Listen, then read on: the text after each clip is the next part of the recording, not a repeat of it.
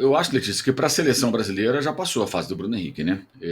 Essa loucura de parte da imprensa brasileira, de todo jogador que se destaca tem que ir para a seleção, eu não compartilho disso. Eu me lembro, por exemplo, do pessoal pedindo Germancano na seleção da Argentina. Só que a Argentina tem o Lautaro, tem o Julián Álvares. É um outro patamar, né? Diferente, usando até a expressão do próprio Bruno Henrique. O Cano, ótimo no Fluminense, naquela temporada, naquelas temporadas, inclusive antes e depois da Copa do Mundo, mas o Cano, ele foi 2 vezes ao Catar. Ele foi na primeira fase, veio a seleção da Argentina e voltou para a final. Na seleção da Argentina, o Cano não é jogador, ele é um torcedor. Por quê? Porque ele não tem o nível dos caras que jogam na seleção campeã do mundo. Mas para um time, aqui no Brasil, ou que fosse na Argentina, ótimo, ótimo. O Bruno Henrique, eu acho que para a seleção, passou o momento dele. Ele hoje é um jogador do Flamengo, poderia ter sido convocado em outros momentos, se não foi, quando era mais jovem. Até porque eu acho que, para mim, a seleção brasileira é o seguinte: são os 3 do Real Madrid e 1 do Barcelona. Isso aí, para mim, deveria ser convocação fixa. Vinícius Júnior, Endrick, Rodrigo, Rafinha. Rafinha, essa Rafinha versão atual, né? Muito melhor que as anteriores do Barcelona. E, em condições, o Pedro deveria ser sempre convocado, porque o Pedro é um atacante de nível europeu jogando no Brasil. Uma sorte danada que o Flamengo tem de ter o Pedro no Brasil. O Pedro daria uma outra opção pela característica em relação a esses que eu citei. Não tem muito o que discutir. Para mim, seriam sempre esses. Pode também colocar, de repente, o Savinho, algum outro jogador pode entrar ali nesse grupo, né? Mas, para mim, são esses caras aí. Os outros, sinto muito, acho que é um outro nível. Agora, para o Flamengo, o Bruno Henrique ainda demonstra ser extremamente importante. Aliás, está no segundo ano dos 3 anos de contrato. Pelo jeito, esse ano ele vai continuar indo bem. Foi muito bem no ano passado, embora tenha sido expulso contra o Corinthians. É bom lembrar que contra o Bahia, ainda com o Tite, na Copa do Brasil, que foi o título que o Flamengo conquistou, ele faz um gol num jogo e faz a jogada do gol da Arrascaeta no outro, ele dá assistência. Ele participa da jogada do gol do Alexandre, que foi o gol da classificação contra o Corinthians, do Maracanã. Ele faz a jogada do gol do Plata no gol do título em Belo Horizonte. Na Libertadores retrasada, aquele papelão contra o Olímpia, ele foi talvez o único que se salvou, no Rio e lá. Estava 2-0, graças ao Bruno Henrique, inclusive, né? E o Flamengo conseguiu tomar 3 gols, mas ele cumpriu ali o seu papel. Então, o jogador que entrega muito. E ele está numa fase, no meu entendimento, não sei o que vocês pensam, ainda de adaptação à função de centroavante. Ele ainda está se adaptando, mas veja, o pênalti e o gol no jogo contra o Botafogo na Supercopa em Belém. Ele entra ali pelo meio como atacante central, como centroavante. Ele sofre um pênalti bem no centro da área e o outro gol ele vem uma da esquerda para a direita, aí depois da direita para a esquerda ele recebe e faz aquele golaço. Ontem, de novo, gol de centroavante, girou e bateu. Muito boa a lembrança do Roberto Dinamite, feita pelo André. O Roberto fazia muito gol desse tipo. Domina, já chuta logo. E isso é algo que a gente conversou muito na área na sexta-feira, quando o André estava destacando o fato do time do Racing chutar de tudo que é jeito contra o Botafogo. Abriu, chuta.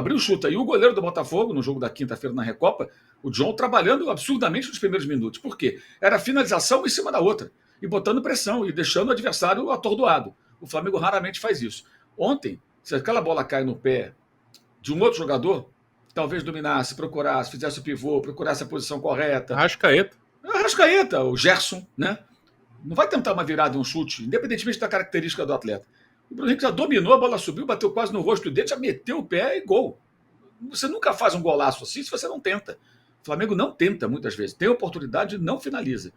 Então, eu acho que ele ainda está se adaptando à posição. Ontem nós vimos tanto o Bruno Henrique correndo pelos lados, ganhando em velocidade, muito mais trabalhando ali como centroavante.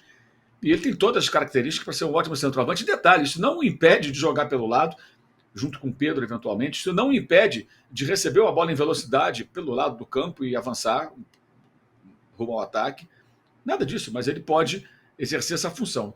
Ele se adaptando, o Flamengo vai ter o Pedro de volta, tem o Bruno Henrique e tem a expectativa em cima do Juninho de uma adaptação do jogador que ele consiga dar o retorno técnico esperado, já com uma outra característica em relação a esses dois. O Flamengo ficaria, acho que, bem servido ali para essa função, até porque tem vários jogadores do lado de campo, né? E o Bruno Henrique já mais velho, é natural que ele tente se adaptar de outra forma.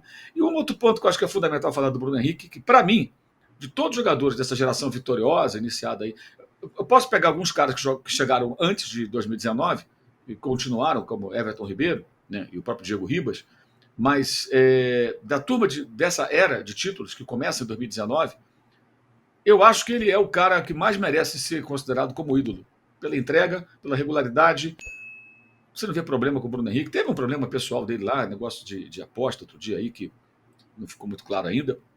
E aquela outra questão também de carteira de motorista, questões pessoais dele. Eu estou falando do Flamengo, no campo, no dia a dia, no treinamento. Você não vê polêmica, provocação com a torcida, negócio de vestir camisa, nada disso. Ele vai lá e resolve. Ele vai lá e joga, ele vai lá e resolve. E está no segundo de 3 anos de contrato. Eu fui contra 3 anos, que eu sempre sou contra 3 anos de contrato para jogador com 30 e poucos anos. Acho que é questão de lógica. Poderiam ser 2 e uma renovação até automática se ele atingisse determinadas metas. Mas no final das contas, se ele mantivesse pique em 2025, mesmo que fosse por metas, ele as atingiria e renovaria para 2026. E acho que jogando de centroavante, talvez ele tenha uma vida mais longa como atacante. Isso pode ser bom para ele, bom para o Flamengo. Mas acho que seleção já passou o momento do Bruno Henrique. Fica até mais como uma homenagem. Como os argentinos poderiam homenagear o Cano eventualmente, convocando para um jogo amistoso, ou um jogo depois com a Bolívia, sabe? Ele entra no final, tá, se o jogo estiver tranquilo. Mas para a seleção, acho que não vejo muito espaço em relação a esses jogadores que eu citei, não. Acho que estão no primeiro mundo do futebol, são jovens, em sua maioria, todos eles, né? Ainda tem boa idade, alguns são bem jovens, e eu acho que deveria ser sempre essa turma, até para dar jogo, dar ritmo, mais entrosamento. Cara, você tem o ataque do Barcelona, mais o atacante o ataque do Real Madrid, mais o atacante do Barcelona. Não dá para discutir muito, sabe? Acho que não dá muito para brigar. Mas, enfim, aí é essa coisa do Dorival Júnior, né? A vida do Bruno Henrique, né, André? Não seria fácil, não, mas a lembrança com certeza engrandece bastante ao jogador, que concordo muito com o Mauro. Acho que tem sim aquela discussão se o Gabriel é ídolo, até que dimensão é colocado a prateleira do Arrasca, mas o Bruno Henrique foi um jogador muito importante em 2019, talvez o mais importante, e tem sido assim, né? Como ele é decisivo. Tem até uma imagem, eu vou pedir para a produção, por gentileza, colocar na tela, porque os números do Bruno Henrique, não só no Flamengo, mas os números do Bruno Henrique são assustadores. É impressionante como esse atacante ele é perigoso. E aí o SoftScore colocou assim: o Vasco é a maior vítima, né, do Bruno Henrique como jogador do Flamengo. 15 jogos, 10 gols, 106 minutos para marcar um gol, rei dos clássicos. E só para complementar, Botafogo, ele já marcou 7 gols e Fluminense ele já marcou 5. Então, se você totalizar aqui rapidamente, o Bruno Henrique tem 22 gols só em clássico. É um cara realmente que não foge de decisão, André. Não, ele é impressionante. Eu acho assim que a tendência é ele ficar no time, mesmo com a volta do Pedro. Ele vai pro lado esquerdo, o Felipe gosta dele ali, ele gosta de jogar ali. Então eu acho que assim, um quarteto ali com Gerson, Arrascaeta ou Plato. O Arrascaeta tá mal, né? A gente pode falar disso em especial em algum outro momento, mas assim, umas finalizações assim, é o que mais me assusta. Porque assim, o cara tá mal por questão física, que acaba influenciando na parte técnica, assim, mas ele tá finalizando umas bolas assim grotescas. Eu não tô entendendo o que tá acontecendo. Ontem ainda podia dar um desconto e tal, mas me lembro um jogo, acho que foi contra o Botafogo, né? Foi o jogo no jogo aqui no Rio, pelo Carioca. 2 finalizações assim grotescas do Arrascaeta. É difícil entender, né? Então, assim, mas imaginando, vamos lá, Gerson, Pedro, Arrascaeta, ou Plata, ou Luiz Araújo, o Bruno Henrique pega aquela vaga ali do lado esquerdo. Eu acho que pega. Até porque o time vai ficar vai ficar sem jogadores que atacam o espaço. E aí o Bruno Henrique seria esse jogador de ataque ao espaço pelo lado esquerdo, infiltrando em diagonal. Então eu acho que vai acabar sobrando um espaço para ele pelo lado esquerdo, mesmo com o retorno do Pedro. Justamente por causa disso, porque ele é muito importante, gente. É um jogador assim que assume a responsabilidade. Ele fez uma bobagem imensa no começo do jogo, porque assim, ele perto da área do Flamengo, tentando dominar a bola, não. Ali ele não pode fazer isso porque ele é um pouco lento na hora ele é muito rápido para atacar o espaço, mas a tomada de decisão dele é lenta. Então ele acabou se enrolando ali, os jogadores do Vasco pressionaram, tomaram a bola e o Jair finalizou para fora, né? Então assim, ele por dentro tem essas questões. Então ele por fora, ele já vai receber a bola já para botar na frente, ou então ele vai entrar no espaço para receber a bola, que nem o gol que ele fez no 4-1 do Botafogo, que o Léo Ortiz enfiou a bola, ele entrou em diagonal e fez o gol. Então ele é muito bom nisso. Então, acho que sim. E acho que é legal pela lembrança, né? Um reconhecimento assim, olha, o treinador da seleção tá vendo o que você tá fazendo. E o legal é que o Dorival não trabalhou com o Bruno Henrique. Não trabalhou. Chegou o Bruno Henrique, estava já lesionado. Ou não, acho que chegou a jogar, né? Quando o Bruno Henrique se lesiona, já é com o Dorival, e aí depois o Dorival mexe no time. Mas foi bem ali no começo do trabalho do Dorival que o Bruno Henrique se lesiona, e aí o Dorival sai no final do ano e o Bruno Henrique só volta depois.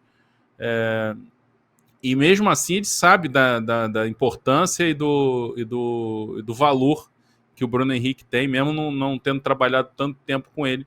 Porque o Bruno Henrique realmente é um cara diferente, e eu concordo plenamente com o que o Mauro disse sobre a questão do valor, da idolatria. Toda vez que ele fala, ele se coloca sempre abaixo do Flamengo, o mais importante foi vencer. É um discurso padrão, aquela coisa de, meus companheiros, beleza, mas clichê, mas, porra, mas é melhor ouvir isso do que ouvir o cara com um discurso individualista, não, porque eu decidi, eu ganhei, eu fiz. Você não ouve isso do Bruno Henrique. Então eu até digo que, em termos de perfil, não estou falando em prateleira, estou falando em jeito de ser, perfil. Mesmo ele tendo vestido outras camisas antes da camisa do Flamengo, ele tem um perfil que pode ser lembrado mais à frente como do Leandro. Como um cara que... E eu tenho quase certeza que o Bruno Henrique, quando deixar de parar de jogar e tal, toda vez que ele falar do Flamengo, ele vai se emocionar. Porque é o jeito dele, tem muito... Você vê que ele tem um sentimento, ele tem uma... Não é uma gratidão, o Flamengo não fez nenhum favor para ele. O Flamengo contratou ele contando que ele ia jogar futebol, e ele jogou, e ele rendeu, e foi decisivo, e continua sendo. Mas é um jeito de ser que cativa, e sem dúvida nenhuma, assim, em termos de idolatria, eu acho que quando terminar, ele vai ser o maior. É lógico que se o Felipe Luiz conseguir coisas muito grandes também como treinador, talvez como personagem de 2019, o Felipe Luiz acabe ficando como o maior. Mas como jogador, eu não tenho dúvida que é o Bruno Henrique, assim, o símbolo maior dessa geração. Alô, tropa da S1 Live. A propaganda é a alma do negócio. Quer ver a sua marca estampada aqui diariamente na S1 Live? É só chamar agora no e-mail contato@s1live.com.